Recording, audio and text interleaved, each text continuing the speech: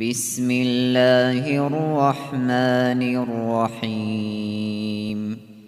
En şefkatlik, en mehriban Allah'ın ismiyle başlayman. يا أيها المزمل Ey kiyimiga yugunu olguchi payg'ambar. قم الليل إلا قليلا نصفه أو انقص منه قليلا أو زد عليه ورتل القرآن ترتيلا.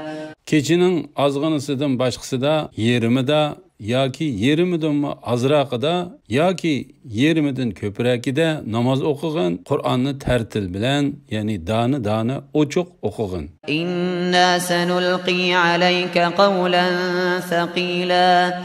Sana haqiqatan tantanilik Qur'onni nozil qilamiz. إن ناشئة الليل هي أشد وطئا وأقوم قيلا. Shubhisizki kechining qiyomi, ya'ni kechida kishining ibodat qilishi uchun uyqudan uyg'onib turishi eng muvofiqdir. Tinch bo'lganligi uchun kechining qiroati eng to'g'ri bo'ladi. إن لك في النهار سبحا طويلا. Haqiqatan kunduzi ish bilan aldirash bo'lsan. Shunga ibodatga kechisi berilgan. واذكر اسم ربك وتبتل إليه تبتيلا. Rabbingning nomini yod etgin. Ibodatingda uningga to'liq yuzlangin. رب المشرق والمغرب لا إله إلا هو فاتخذه وكيلا. U mashriqning va mag'ribning Rabbidir. Uningdan boshqa ibodatga loyiq hech iloh yo'qdir. Uni homiy qilib olgin, ya'ni hamma ishingni uningga topshirgin. واصبر على ما يقولون واهجرهم هجرا جميلا. Ularning, ya'ni Makka kuffarlarining seni sehrgar, shoir, majnun degan so'zlariga sabr qilgin. Ularni chiroyliqcha tark etgin. وذرني والمكذبين أولي النعمة ومهلهم قليلا. Ey Muhammad sallallahu aleyhi ve sellem, mening oyatlarimni inkor qilguvchi davlatmanlarni men qo'yib etgin. Ya'ni ularning jazosini o'zim beraman. Ularga ozg'ina muhlat bergin. إن لدينا أنكالا وجحيما. Shubhisizki bizning dargohimizda ularga ig'ir ishkenlar va ko'ydirguchi davzax bor. وطعاما ذا غصة وعذابا أليما. Zaqqum zarridan iborat galdan o'tmaydigan tamoq va qattiq azob bor. يوم ترجف الأرض والجبال وكانت الجبال كثيبا مهيلا. U kunda zimin va tog'lar qattiq tavraydi. Tog'lar bir döve tarqaq qumga aylanadi. إنا أرسلنا إليكم رسولا شاهدا عليكم كما أرسلنا إلى فرعون رسولا.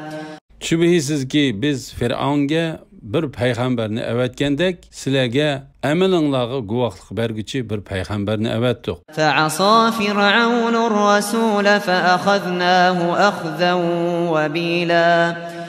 Fir'aun payg'ambarga, ya'ni Musa alayhissalomga osiylik qildi. Ya'ni Fir'aun Musa alayhissalomga iymon etmay, uni yolg'onga chiqardi. Ey Quraysh jamoasi, sizlar Muhammad alayhissalatu vassalamga osiylik qilgandek, Fir'aun Musa alayhissalomga osiylik qilgan edi. Shuning bilan uni qattiq jazoladik. فكيف تتقون إن كفرتم يوما يجعل الولدان شيبا.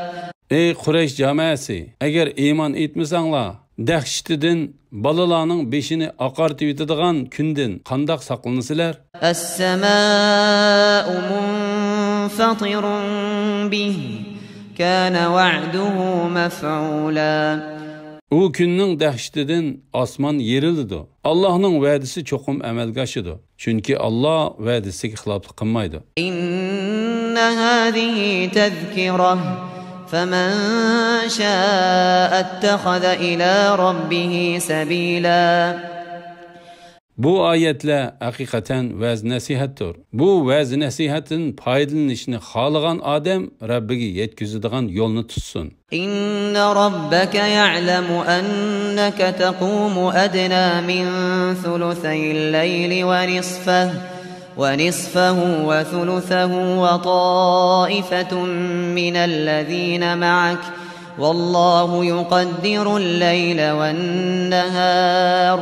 علم أن لن تحصوه فتاب عليكم فاقرؤوا ما تيسر من القرآن علم أن سيكون منكم مرضى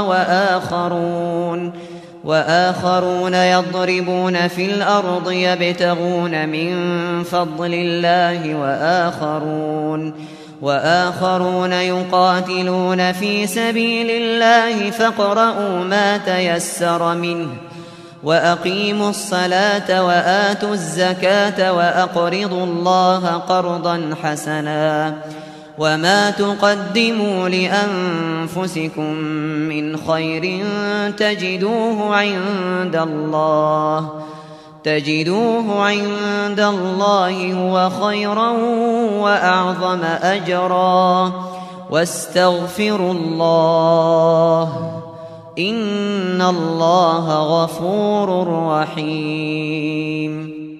Ey Muhammed sallallahu aleyhi ve sellem, şübhisiz ki Rabbin senin ve sen bilen boğanlarının yani sahabelerden bir top adamның tahajjud namazı üçün keçinin 3'ten 2 hisside, yerimi ve 3'ten 1 hisside turadiganlıqlarını bilidi. Keçi bilen gündüzünün uzunluğunu Allah aldın ala belgileydi. Sizlerning onu hesaplap bulanmaydiganlıqlarını Allah bilidi. Allah sizlerge rahim qildi. Yani keçide tahajjud namazı o'qishning farzligini amaldan qoldirdi. Tahajjud namozidan sizlarga qolay bo'lganini o'qinglar. Allah biladi-ki, ba'zinglar kasal bo'lib qolasizlar, ba'zinglar Allohning fazlini tilab, ya'ni tijorat qilib, yer yuzida safar qiladi. Ya'ni ba'zilar Allohning yo'lida jihad qiladi. Shuning uchun uningdan, ya'ni tahajjud namozidan qolay bo'lganini o'qinglar. Farz namozni ado qilinglar.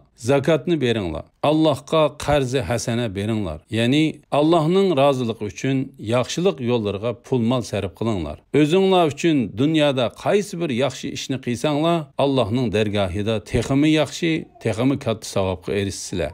Dünya bo'lsa fanidir, oxirat bo'lsa boqiydir. Yaxshi bandalar uchun Allohning dargohidagi savob hammadan ortiqdir. Allohdan mag'firat tilanglar. Alloh haqiqatan eng mag'firat qilg'uchidir, eng mehribondir.